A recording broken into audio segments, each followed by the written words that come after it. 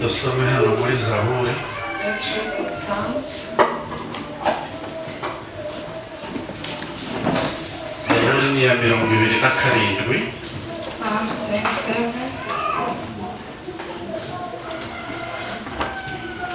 Umurongo ni uwa 4.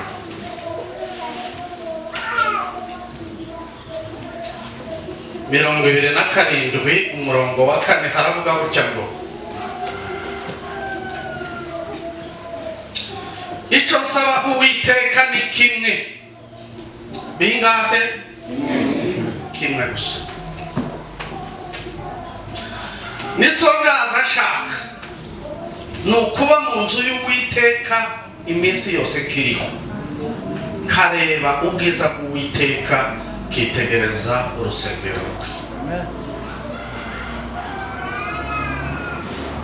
Dusubiremo. Let's read again.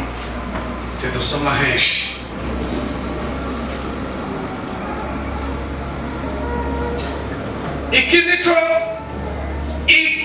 Icyo nsaba Uwiteka ni kimwe, nicyo nzaja nshaka. Dushaka byinshi, iki nicyo nzaza nshaka, ni ukuba mu nzu y'Uwiteka iminsi yose kiriho, kareba ubwiza bw'Uwiteka, kitegereza urusengero rwe. Amen.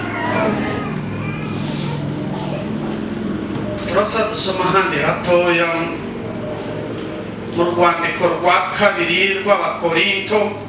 In 2 Corinthians. Nako rwa mbere igice cya 3 umurongo wa 16. Abakorinto ba mbere 1 Corinthians igice cya 3 umurongo wa 16. and verse 16. Timuzi yuko muri urusengero rw'Imana kandi ko umwuka w'Imana aba muri mwe. Simbuka kuri 6:19. Mbese timuzi yuko imibiri yanyu ari insengero z'umwuka wera uri muri mwe, uwo mufite wavuye ku Mana, kandi ntimuri abanyu ngo mwigenge, kuko mwaguzwe igiciro. Nuko rero mutume imibiri yanyu ihimbaza Imana. Amen. Amen. Ndashima Imana. I thank God Imana mpaye kugera hano. for God gave me time to come here. Narabisabwe sinasoza k'igihe cyari gisabwe, I'd been asked, but I did not come in the time I was asked. ariko numva naje mzifuza But I ko also ntasubirayo ntageze hano. for me to go back without reaching here. Bababwiye uwo ndiwe, They told me who I am, ariko uyu wababwiye nawe niwe but this one muri abo ngabo yababwiye. is among the people he told me that I am. Ndagira ngo yose amarenga.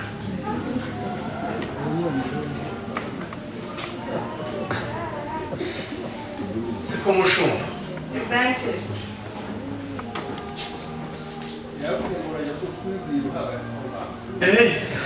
Urakoze. Nitwa Michel Abagabo. I'm called Michel Abagamo. Korera umurimo w'Imana muri Canada. I do the work of God in Canada, Ariko pamaze iminsi mikeya, but I spent few days there, nk'imyaka 8. like 8 years. Nakoreye umurimo w'Imana mu Rwanda, niho natinze cyane. In Rwanda is where I spent Uyu mwana aranzi, time. uyu That son knows me. nuko mpamwita umwana, I'm calling ariko him. bwa mpero akiri umwana. I saw him when he was still young. Kuko Rubibi yababwiye, As Pastor Ruby told him, mama we ni mushiki wanje, his mother is my sister. nyirakuru ni murumuna wa mama, His grandmother is uyu ni mwishwa wanje. He's my Nico gituma cousin. mbabwiye ngo That's why nawe n'umwana muri barya bana yavuze. he's also Iyo a avuga ngo child. uhereye kuri nje. I wish he said starting from me. Ndishimye rero I'm happy kuko abana because children, barimo gukora umurimo w'Imana. they are doing the work of God. Yohana yarashaje John was becoming old, ariko atambutse kaha hacu. but after going beyond our age, Aravuga ngo ikiza kinezeza ngo nukumva abana banje what pleases me is seeing my children bakora nk'ibyo yakoraga. doing what he was doing. Natwe bizabitunezeza We're also pleased iyo tubona abana bacu when we see our children bakora uko natwe twakoze tukingana nabo. doing the same way as we did when you're Kugeza uyu present. munsi tugikorana nabo. Up to now, when we still work with them, Biranezeza cyane. I'm so pleased with that. Imana ishimwe. And God be praised. Ikindi nshimaho Imana, Another thing I thank God, nanjye ndashima ijambo rimwe nka Gloria. I'll thank God in one word like Gloria. Gloria yavuze ijambo rimwe She said one word, yigeze gushima umushumba wacu kera, which our pastor gave. aramwibukije. She has reminded me of our pastor. Umupasitori wacu witwa Ntagora Dawidi, Our pastor was called David. bamwe baramuzi. Some people know him. Yashimye Imana ku bintu bitatu. He thanked Kimwe God. ni iki Gloria yavuze. One is what Gloria said. Yaravuze ngo umwaka urarangiye. The year has ended. Sindasiba niyinga rimwe gusenga. I did not stop even one Sunday to Kandi nahoraga nsenga Imana ngo Mana I used to pray to God, uzandinde ikintu kizambuza gusenga. protect me from anything that can stop me from gathering. Ukuntu uyu mwana yavuze. Have you heard the way she said? Yavuze ngo naho yari ari Imana yamuherezaga hasengera. Though where she was, God gave her way to pray from. Ntiyasibye n'umunsi we. She did not spend the Sunday without prayer. Icyo ni ikintu cyiza. That's something good. Ntagora yashimye icya kabiri. David thanked the second thing. Aravuga ngo umwaka urarangiye. He said, a year has ended, Ngo atanga icya cumi ngo ntararengana Imana. giving God tithe well. Icya gatatu The third one. ngo arashima Imana ko umwaka ushize He thanked God because a year has ngo ended atarabesha. without lying. Abo Those people, ni Imana yabahaye amaso yo mu nda. it's God who gave them eyes in their stomach. Ezekiyeli yabonye ibizima bine Ezekiel saw the four ngo abona creatures. bifite amaso impande He zose. saw them having eyes on Ngo one ariko side. ngo arasura abona ngo abona ngo bifite amaso yo mu nda. But he looked and saw the eyes in the stomach. Amaso yo mu nda The eyes in the ni stomach. amaso wowe wenyine aza gusuzuma udasuzuma n'undi. It's the eyes that watch you when you can't be checked out by anyone. Ni amaso aza kubonera mu nda, The eyes akabona that mu see. mutima, Look at akabona the mu mpyiko, Look at the akabona mu mara, Look at- akabona mu bugingo. Look at Amaso the- abona The eyes that is seen. aho umushumba wawe atobona. Where a pastor cannot see.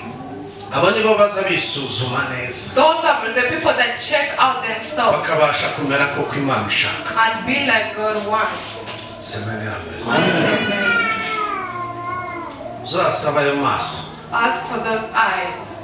Nusaba ayo maso When you ask for those eyes, tuzaza urenda ariko none ntibambonye. you won't say, did they see me? Bakubonye iki? What did they Ngo see? ariko none ntibambonye. They might have seen me. Kubera iki bakubona? Why should they see you? Wakwibonye wowe wenyine. Why don't you watch yourself?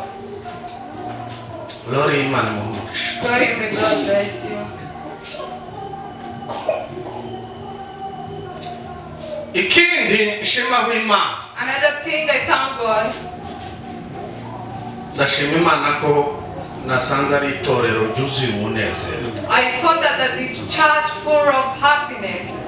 Iyo wageze mu itorero When you reach in a church, bimuzi ubitamira you get some, wowe wenyine ugakanja you yourself and chew them. ukumva ko bifite uburyohe cyangwa ari ikikatsi. Then you feel that it is tasty or tasteless. Ibindi ukabyumvisha amatwi Others you ukumva ko just biryoshye them You get to know that they are sweet cyangwa bijyana mu matwi, or they are sour to the ear. ibindi bikinjira mu mutima, Others enter into the heart. ukumva yuko hari ikintu gihinduye wa mutima wawe, You feel something ubasha that kunezerwa, hari ibindi bihaya byiburuka kakujya kw'amazi y'isoko. you become happy, then it changes like water.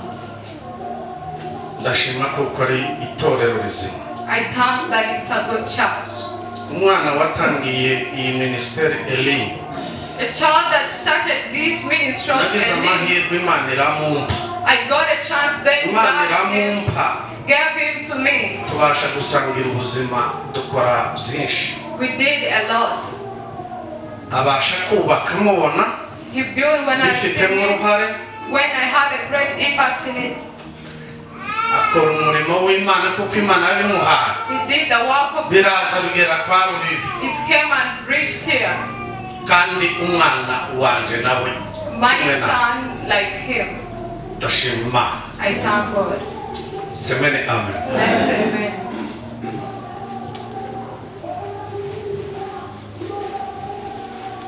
Uyu munsi Today, natekereje ko twigira hamwe I thought of all of us studying together kuba mu nzu y'Imana, to dwell in the house of God, kuba mu nzu y'Imana. to be in the house of God. Hari abaririmbyi bo mu Rwanda There are singers in Rwanda. bararirimbye, They sang. baravuga ngo nimba uri muri Yesu If you're in the Lord, neza well, gumamo. stay there. Kuba muri Yesu To be in the Lord, neza well, ukagumamo, and you stay in. kuba mu Mana. To be in the Lord. Ni ibyateguwe n'Imana, ntibyateguwe n'abantu. They are prepared by God, not people. Imana yateguye yuko tuba muri yo, God prepared that we should be in nawe Him, ikaba muri twe. and He is in us. Ni umushinga w'Imana, It was a project of ntabwo God. ari umushinga w'abayobozi. It wasn't a project of leaders. Kuba mu Mana. To be in the Lord. Dawidi ngo birebe, When David looked at it, arasenga, he prayed. gusenga iri sengesho. Let's pray together with him. Aravuga ngo Mana, He said, God, ndagusaba ikintu kimwe. I'm asking for only one thing. Yari umunyabwenge, He was wise, utekereza ibizaba ejo who thought of things happening tomorrow na nyuma yo gupfa kwe. and after his death. Yari umunyabwenge, He was wise, wabashije kwitondera Imana, who was agakora obedient ibyo to God Imana ishaka, and did God, ntakore ibyo yishakiye. not doing what he Mu wanted. gitondo na nimugoroba Morning akaza and azinduka kubaza Imana ngo Mana ndakora iki, ask God, what am I Mana doing? ndakora iki, What should I do? Mana ndakora iki. What should I do? Umunsi yarashobewe, umunsi umwe One day he was confused. Imana iramubwira ngo siga abasirikare bose, God told him to leave all the ugende soldiers wowe wenyine, and move alone. ugende uje kugisha inama ku mutambyi, Go and ask advice from the priest. kandi ntutware intwaro, ugende gutyo Don't take any weapon kandi wihute. and hurry. Aragenda ngo ashikaramu, aramubwira ngo naje ngo urugendo rw'ikubagaho, I came for the journey of stubbornness. none umbwira inama. Advise me. Ngo umutambyi amubwira inama, The priest advised him. bamare kumubwira inama After advising him, aramubwira ati ese nta mutsima wumva, don't you have any food? ndashonje. I'm hungry. Aramubwira bati nta byo kurya mfite hano, I don't have food here. ariko hari imitsima But there is, iziririjwe. Nawe urayizi imitsima iziririjwe, you know the food I'm having. ntizipfa kurya umuhungu umeze nkawe. It can't be eaten by a man like you. Nibura ururaburizo, At least hari itegeko rimwe gusa, there is one command. yuko iyo uje gusenga, If when you're iyo uje gukora umurimo w'Imana, when you're Imana yarabibwiye Mose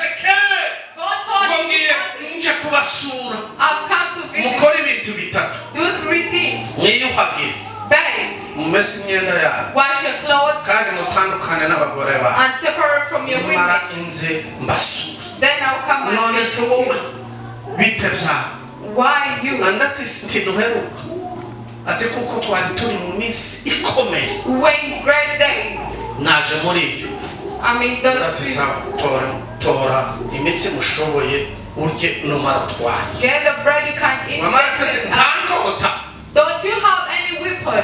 nabonye doweg I saw the way. kandi uriya doweg ni umusirikare w'intwari And he's a great n'umwanzi soldier. wanje mu banzi banje He's my kuko ni enemy. umusirikare wa sawuli Because he's ukomeye a soldier of Saul. mpereza inkota sinapfa kumunyuraho uburyo I can't bypass him. ndati nta nkota mfite keretse rya sawuli keretse rya ya goliyati wishe I have the one for Goliath that you killed. ati zingire hariya muri nayiveri It is kept. ndati yimbire iyo ngiyo irahagije Give it to me, that's enough. barayimusingiriza He got it. wayishaganye gutya When he shot yumva it, ni imbunda kabisa he heard that it was a gun. barayambara Then he wore ari it. kuyambara After, aramuga ati bayi bayi he said, bye. dowegi arega ba bahungu bose bamasuye ibisoro nawa mutanzi arabare ngo amare kubarega sawuli araza Joel reported all the soldiers and the priests. yishe 84 He killed 84.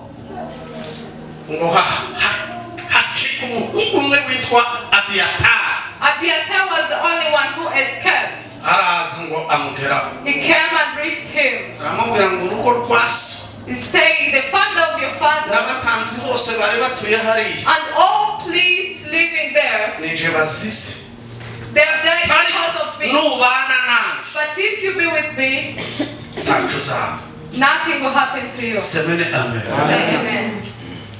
dawidi David yari mu rugero rw'umwami was a kandi king, umwami wacu yesu kristo our King Lord Jesus nicyo Christ. cyatumye bamwita ngo umwana wa dawidi That's why they call him the son of David.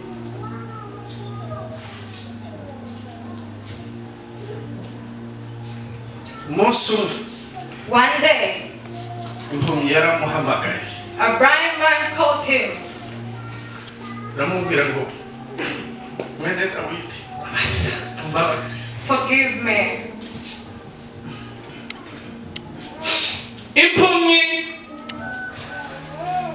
yumvishije gusa amakuru A blind man just heard of the news, ariko ntiyamubonye but did not see him. ntiyanabonye n'abigisha Did not see the ariko ngo disciples. yumve atambuka But just hearing him passing, abenshi bagendaga baririmba bakavuga ngo hoziyana hoziyana hoziyana hoziyana haze uwaje mu izina ry'uwiteka many were singing Hosanna, Hosanna. umunsi umwe bararirimbye One day they binjiye i sang, yerusalemu when they ngo entered, bazana amahuzu bayasasa mu nzira they laid it bakundagura down. amashami y'imikini They brought bayasasa mu branches. nzira They took baravuga them ngo out. hoziyana hoziyana They sang Hosanna. abategetsi baraza bati cecekesha aba bantu bawe The Lutherans came and said, ndababwira ngo bacecekesha n'amabuye yoririmba though I stopped them from shouting, even uzaba the stones yifata can ukanga sing. kuririmbira imana You refuse to sing for God, tuzaba ibihumbi turanyamukiza will be thousands of nushaka praise. uzareke nushaka uzareke Though you stop it, ariko turi ibihumbi kandi tuzareke but we are thousands and will praise in heaven. dawidi sinamuvuga ibigwi bye I can't tell the mightiness of ariko the yarasenze but he prayed. arareba arasuzuma aragenzura He looked and watched. aravuga ngo ahantu ukwiriye kuba ubuzima bwanje bwose The place where I have to dwell all my ni life, mu nzu y'uwiteka it is in the house of ni mu the nzu Lord. y'uwiteka In the house of the Lord. ariko se izi ntambara ngira But these ones are zizareka mba mu happy. nzu y'uwiteka Would they let me stay in the house of ababanzi the ngira Lord? The enemy, bazareka mba mu nzu y'uwiteka would they let me stay in the abanyanga house? bazareka mba mu nzu y'uwiteka Would they ko let bashaka kumira bunguri They just want to swallow me. aravuga ngo reka mbisaba imana Then he said, let me ask God. aravuga ngo mana He said, God, icyo ushaka ni kimwe. I only want one Ni thing. ukuba mu nzu yawe It's to be in your house. iminsi yose nkiriho, All my life. iminsi yanjye yose nzaba, All the days I'll live. iminsi yanjye yose yo kuba All my days. kaba mu nzu yawe ma, And I kaba mu nzu be yawe ma, kaza nitegereza ubwiza bwawe Uwiteka, I want your kareba goodness. ukitegereza neza kareba ngo ubwiza buba mu rusengero. Then I watch the goodness in the house of the Lord. Mu mateka In history, hariho insengero zitatu zagize amateka kuruta izindi. there are 3 temples that got history than the others. Urwa mbere The first one, ni urwubatswe na Salomo, it is the one built by Solomon. urwa kabiri The second ni one, urwubatswe na Zerubabeli, the one that was built by Zerubbabel. The third ni one, urwubatswe na Herode, the one that was built by Herod. urwa Salomo. The one for Solomon, Reka nuvugeho ikintu kimwe, let me talk about one thing about it. imyubakire sinyivuga, I want to say about ariko mvuga the ikintu kimwe akantu kamwe kabayemo. only one thing that happened in it. Umunsi wo gutaha urusengero, The day of umunsi wo kuzindua urusengero, the day of dedication of the ahamagara house. abatambyi, He called the priest. ahamagara abakuru b'amazu, He called ahamagara abasirikare, He called the soldiers. ahamagara Isirayeli yose, He called the whole of arababwira Israel. ngo nimuze, He said, "Come, ngo abatambyi nibikorere isanduku let priests come. tuyikure mu ihema tuyijane hariya Let's mu rusengero. remove it from the tent up to the temple." Barabyikorera, They carried it. bashike baritereka aho yari yarateguye itereko. After they placed it where it was Ngo supposed to. bakimara kuritereka bagiye gukora indi mirimo, After doing other things, igicu kiva mu ijuru, cloud came out from heaven. ngo igicu kiva mu ijuru, Cloud ngo came. kiraza cuzura rwa rusengero rwuzura igicu. The house was Bahagarara hanze ngo babona ko igicu cuzura urusengero, ngo abatambyi ngo bananirwa guhereza, bananirwa gukora imirimo. and the priests fell to do their work. Salomo aravuga bati ndibutse, Then someone said, "I remember." kuko Imana yavuze ngo izaba ngo mu gicu ngo cegeranye gikomeye ngo cyiza. God is going to Ati be none louder. ndakibonye ubaye hano ubaye hano. Now I've seen it. God, you are here. Haleluya! Kubona igicu Seeing the cloud, ni ikimenyetso kimwe cyerekanaga ko Imana iri kumwe nawe. we show that Imana yonyine itaha urusengero rwayo ngo imare kurutaha. God, after coming in the temple, Haza kwiyerekana igicu cya kabiri. then the second cloud came. Igicu cya kabiri cyagaragaye igihe cya Yesu. It was showing the time of Jesus. Yesu azamukana na Petero na Yohana na Yakobo. Jesus went to the mountain. Barenga ku musozi mwira. They reached to the top of the mountain Abandi arabasiga. and he left others Ngo behind. bamare gushika. After reaching there, Bakirimo bitegura kureba gusasa neza aho bosengera. when they were still prepared where to pray from, Ngo babona ngo Mose arashitse. they saw Moses. Babona Eliya arashitse. They saw Elijah. Babahungu tibigeze bababona. They did not saw those Tibigeze sons. kubarabukwa mu mibereho yabo. They did not see them. Barabamenya. Then they got to know them. Petero niwe wari warahawe kuba umuvugizi w'itumwa. Peter was the spokesperson of the Abwira apostles. Yesu ati Yesu He said, "Jesus, ndishimye. I'm happy. Ndubaka amazu atatu. I'm going to build 3 tents. Ndubaka inzu yawe. I'll build one for you. Nubake iya Mose. I build one for Moses. Nubake iya Eliya. And for one. Twibere hano mu bwiza. And we stay here in the presence. Igihe tuhayavuga When you are still speaking, ngo igicu kiraza kirabatwikira. the cloud came and covered them. Ngo Yesu ngo ahinduka ishusho ye ngo irarabagirana agira ishusho y'ubumana yakuye mu ijuru. Jesus was having an Ngo image of n'imyenda ye God. ngo irarabagirana. Even his clothes was Muri perfect. cya gicu In that cloud, ngo bumva ijwi. the first Nta cloud, jwi ryavuze. there was no Ariko voice. igicu cya kabiri But the second one, humvikanye ijwi. a voice was heard. Ijwi riravuga ngo nguyu mwana wanje nkunda. This is my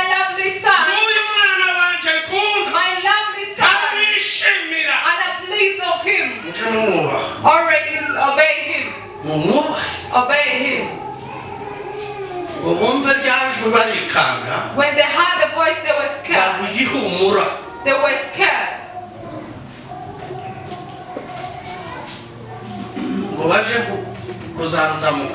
When they were to wake up,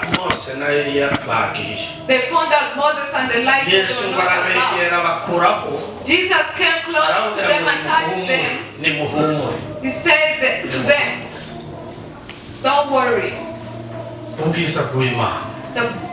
presence of God is always here in charge. Here in charge.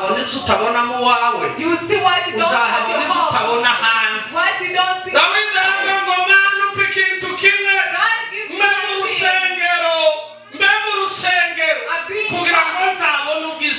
so that I see the goodness of Jesus. Let's amen. Here. You see great things than you see outside.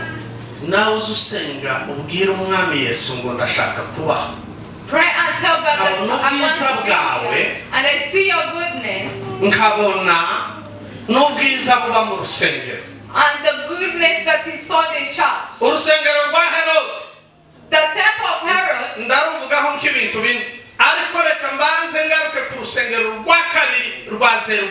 Let me come back to the second church of Zerubbabel. It got after building the foundation. After 4 years.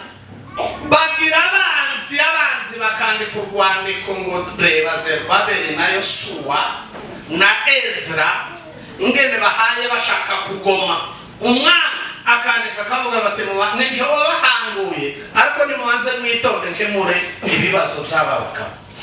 They were writing to them telling the king that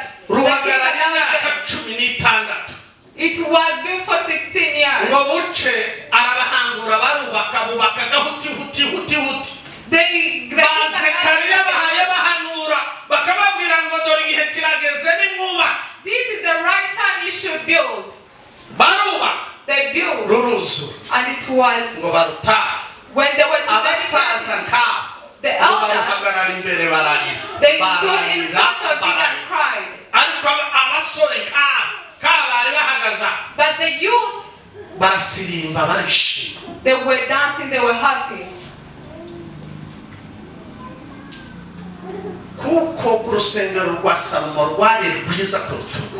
Because they saw the elders who had seen it, they saw that it was greater than this one. They cried. The elder that said that,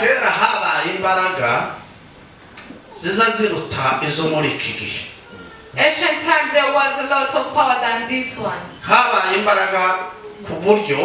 There was power. Our fathers who did not study, God taught them how to read.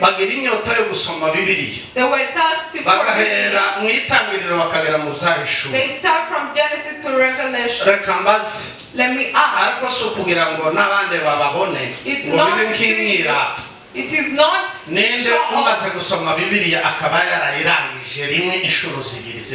who has read the Bible twice. Thank you. Thank you.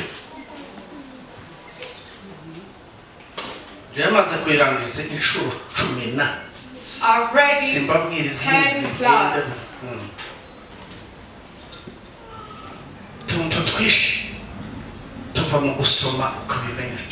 Many things is out of reading and you get to know. This temple of Zerubbabel, it was a temple of battle. When they open and now they are also they open and close. And when letters are coming saying destroy. If there is no temple, many Christians slide back. basubira inyuma. Many of them slide back. Kandi usubira inyuma. When you slide back, ihame ry'Imana, the prince of God, kwishimira. God is not pleased of you.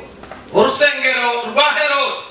The temple of Herod. Herode ntiyari umuyuda wuzuye. He was not a Jew. Abubakira urusengero kugira ngo abanezeze. He built a temple for them to please God. Abayuda barushiramo amategeko menshi cyane. The Jews put a lot of kugira ngo aya mategeko azafate na Herode. So that those commands can be arabubakira ariko bashiraho amategeko. He built for them and they put commands. I'll talk about 3 commands. Yubakiye abadamu around inyuma y'urusengero urunguru abubakira ahabo hazengurutse ahangaha ngo abadamu bazababayo. He built a place for the women to stay in behind the church. Nyuma yaho ku badamu yubaka ahandi h'abanyamahanga. He built another place for foreigners. Hano mu rusengero and in the church hari irembo nkariri. There was a gap like that. Bagandika ngo ni irembo ry'urusengero rwitwa rwiza. They wrote it as urusengero ry'irembo ryitwa ryiza. The gate of the temple called good. This is the temple of Jesus. When he reached inside, he found out 3 seats. The one was that side, another one is the middle, another one is the side. The one is the middle. They say it's a seat for the Messiah. After he came, and he sat on that seat.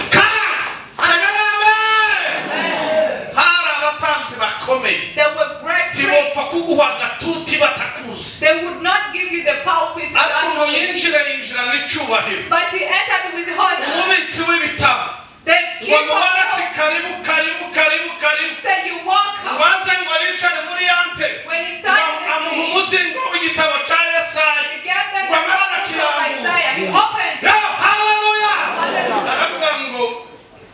Umwuka w'Uwiteka ari kuri nje. He said the Spirit of God is on me. Yansigiye amavuta. He anointed me kugira ngo mbwirize abakene. So that I preach to the poor. And I release the abarwaye imitima. I healed the sick. He talked about 5 words. Aravuga ngo ubu buhanuzi. This prophet. Busohoye mu matwi yanyu uyu munsi. It has been fulfilled to your ears today. That's one thing that happened in that church. A great one.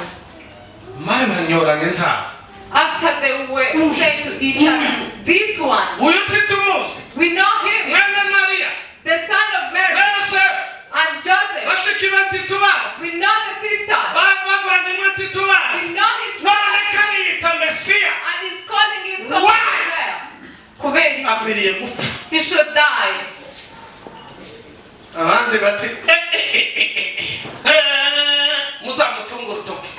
Point at him at your own risk. Who could do that without him?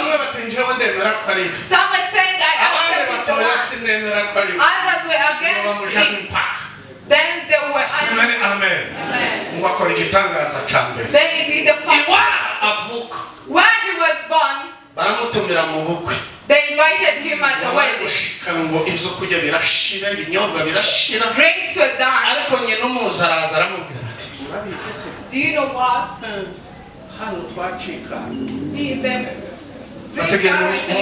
Protocol. Go and tell the ushers. Protocol means let the ushers come. Go and fetch water.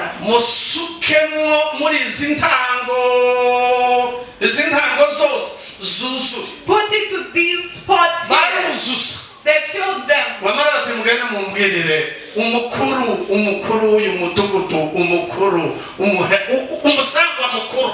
called the leader of this city. They called the chief. He came. Let's give you a cup and you taste. When he drank, then he turned to the boys. He drank it. Some start with the sweet one.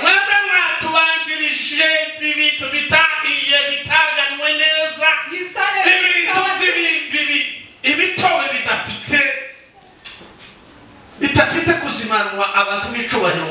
you gave us tasteless things. This is the one. This is the right vine you should have given us. Do you know where it's from? No. Where is it from? It's the one. You were saying he's not the one. You were among the people that hated him. He's the one. Yeah. Semene amen. The day he performs the miracle in you, that's when he says the one.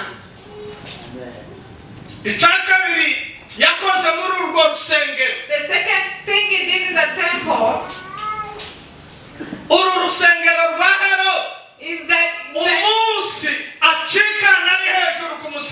the day when he died at the cross, that's when the big cut, the big one, which was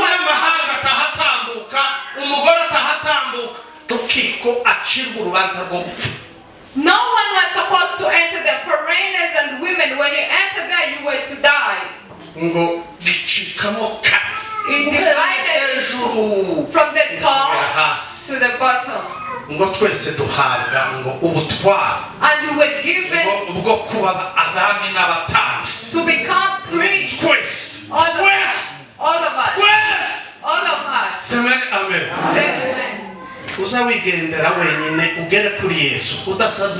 Move to God without asking. You were given liberty from that day. Call Jesus. Yes. Jesus.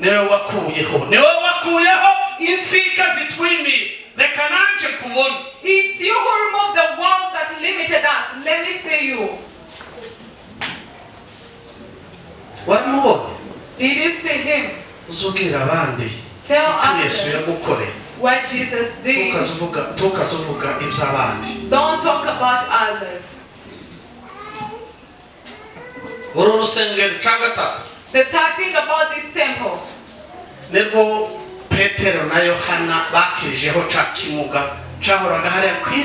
It's where Peter and John healed them.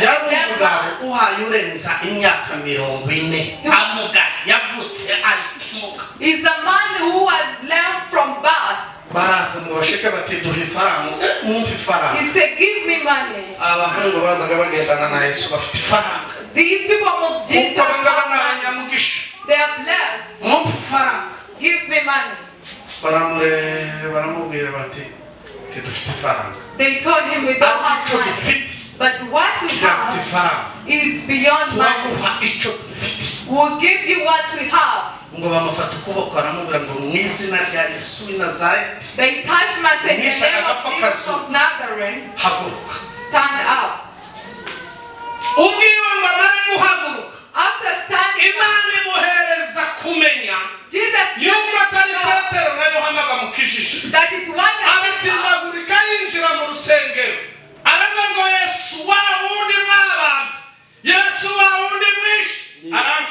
Jesus whom you killed has healed me. He has Jesus has healed me. They were amazed. They were amazed. In this temple. In the temple of Herod. Many great things happened. But let me tell you one word. Now singing David. Pray like David. Say, King God, give me to be you.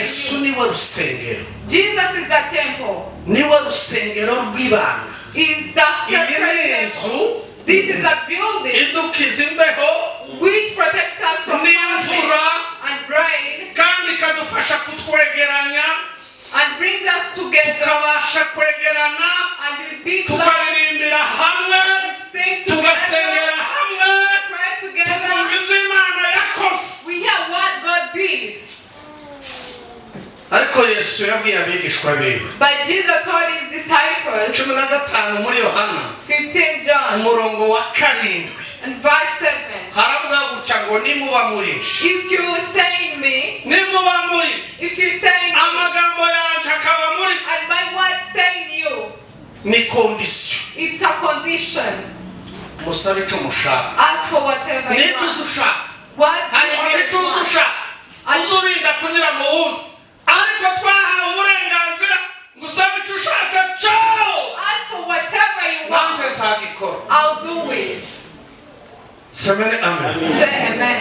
Pawulo yandikira Abakorinto Paul wrote to Corinthians. arambwira ngo hari ikintu cyabatakobye mutabashije kumenya. There is something you did not muzamumenya understand. yuko mwebwe wowe ubwawe nyine wowe uhagaze aha ngaha. Get to know that you yourself, Yesu yaravuze ngo uzankunda Jesus said, the one that you love wazakunde me, n'ijambo ryanjye let him love my waryubaha God and be ngo obedient. nanjye nzabwira data. And I'll tell my Father, Semene amen. say amen. Nzabwira data I'll tell my ngo Father aze to come nanjye and I n'Umwuka and the Holy tube muri Spirit wowe, and we dwell in you.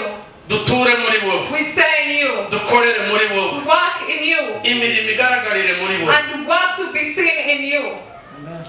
arabwira ngo musabe icyo mushaka cyose. Ask for whatever abwira you want. Abakorinto ngo ese ntimuzi yuko Don't you muri know uru rusengero you are a temple kandi Imana ituye muri mwe, and God stays in you. ngo mureke imibiri yanyu Leave your bodies, ngo iheshe Imana icubahiro, please God. ngo kuko Yesu yarayiguze Because Christ bought it. icyamaze kugurwa What something that is bought, tikije impaka n'uwakiguze it does not, aca bugufi. it should be humble. Yosefu yaraguzwe Joseph was bought yumvira shebuja and was obedient to the nyirabuja master. nawe agashaka kumudeviye And also the master wife. akagira ngo ni umugurano wiwe, That is, ariko yari umugurano w'umugabo we cyangwa umugurano w'umugore. it's the man that bought him, not the wife. kandi shebuja yari yaramweguriye And the master had given him everything kuko yaramwizeye. because they had trusted in him. baramubeshera arafungwa They lied to him and he was in prison. ngo buce ngo shebuja ngo amenye kandi ko ari ibinyoma. When the master got to know it was God, aramubwira ngo nyuma yanje after me, nta wundi uzabaho, no one will be niwe there. uzicara ku ntebe iri inyuma yanje. It's you that will see. kandi bariya bagufungishije And those that uzabacira will urubanza. aba baminisitiri bose uzabigisha ubwenge. all these ministers, teach them. yari yaraguzwe na shebuja kandi yumvira He shebuja. had been bought by his master. databuja yaratuguze Yesu, Our master Jesus bought us. yaratuguze He bought us kugeza no ku rwara rwawe rwaraguzwe, up to your nails. Was urukweto bought. wambara rwaraguzwe, The shoes is bought. kositime wambara yaraguzwe. Your suit was bought. uza wambara kuko shobuja ashaka, Dress like your master wants. kuko waraguzwe. Because we're bought. utaraguzwe The one that's not bought, go out. get out. washaka wasohoka ukaja hanze You can't even go outside ukambara nk'abo hanze. and dress ariko like hano Dawidi yasize adushinganisha. Here, ninde washinganishijwe nawe nkabo? shira ukuboko hejuru if you're protected like him, usenge ubwira Imana pray and tell uvuge God, ngo ndashaka kubaha I want to be here. Here. iminsi yanjye yose yo kubaho. All my days when I'm alive. kubaha ngaha To be ni here ukuba mu Mana. is to be in God. reka mbabwira kandi kamwe Let me tell one more thing, nsoze. and I conclude. Imana yakuye Isirayeli mu Egiputa, God rescued Israel from Egypt. basengaga gusa ibigirwamana. They used to pray to idols. nibyo bari bamaze gukunda, n'abana bavukiye mu bigirwamana These were children that were born bakunda in ibigirwamana. idols. They loved them, ariko ngo bagere mu nzira but after reaching umusozi Sinayi, in the Imana mountain, itangira kubigisha yuko ari Imana. God told them, He arababwira ngo He told them, mwubake ihema build the tent. nimumara murishire hagati yanyu After put it in the middle, ture hagati yanyu then I stay between you. nintura hagati yanyu When I stay within, umutima wanjye uzabakunda tuzabanga my heart will love you once. arabategeka ngo He commanded them, imiryango itatu 3 families iburasirazuba in the east, imiryango itatu 3 families iburengerazuba in the west, imiryango itatu 3 families ikasikasi in the north, imiryango itatu the 3 families ikusi in the south. ariko nje But mushire you hagati put me in the center, mushire hagati in the mbe center, hagati muri mwe and I stay in between you.